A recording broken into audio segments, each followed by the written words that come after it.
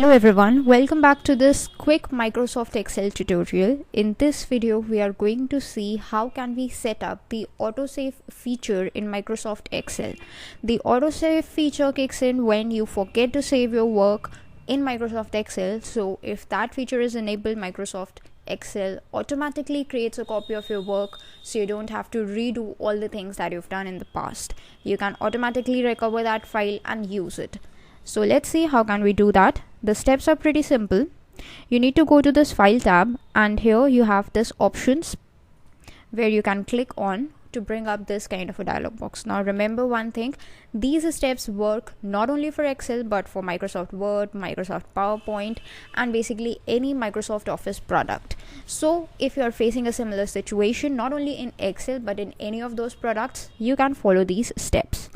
Now in this Excel options dialog box, you got to go to this save option.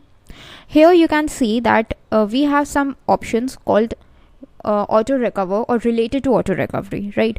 So here we have this option, save auto recover information every some minutes.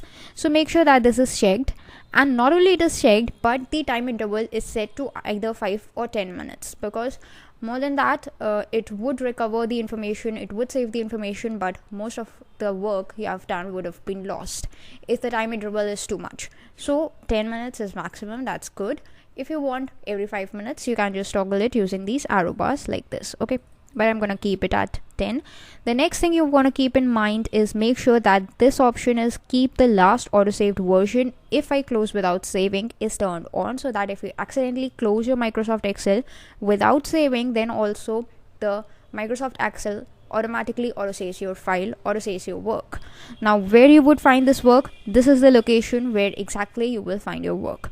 You can copy this location or keep this in your mind, or just go to this options tab whenever you want and go to this location to recover your saved work. Then that's pretty much it. You can click on OK and you would be good to go with all the autosave options put into place. That's all for this video. Thanks for watching.